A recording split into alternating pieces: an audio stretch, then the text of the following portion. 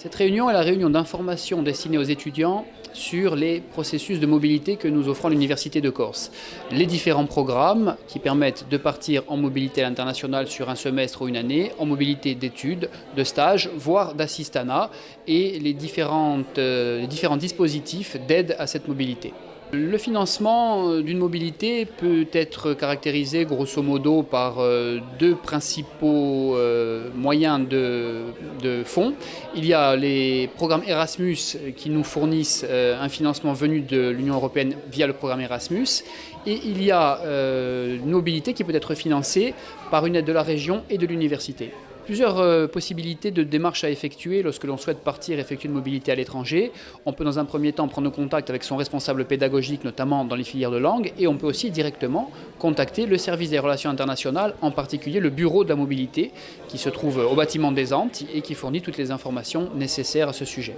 Que peut apporter un séjour en mobilité à un étudiant ? Dans un premier temps, de manière très classique, les séjours en mobilité s'adressent aux étudiants en langue vivante, bien évidemment, mais aussi, et c'est de plus en plus courant, aux étudiants en master et en doctorat qui ont besoin de développer leur parcours dans le domaine de la recherche et créer du réseau. Aujourd'hui, la recherche est mondialisée, globalisée.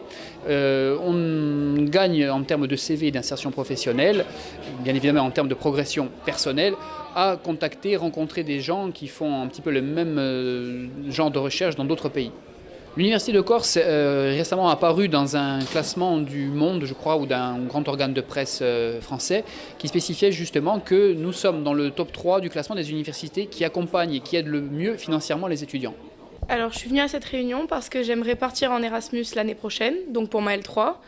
Et je voulais me renseigner sur les possibilités de partenariat et où je pourrais potentiellement partir. Alors je souhaiterais partir parce que je pense que c'est un atout quand même d'avoir vécu à l'étranger et de partager une autre culture. Ça peut toujours m'apporter quelque chose dans mes études. Moi je souhaiterais peut-être partir au Pays de Galles ou au Canada. Alors le Pays de Galles parce que c'est quand même la culture britannique qui m'intéresse le plus et le Canada pour le rêve de gosse. Alors en ce qui concerne les aides, j'étais pas très renseignée, mais là du coup ils nous ont distribué pas mal de documentation et je trouve que c'est assez bien fait et qu'il y a quand même pas mal de possibilités. Je suis parti car ça rejoignait à la fois un projet personnel et professionnel. J'ai toujours eu envie de visiter l'Irlande du Nord.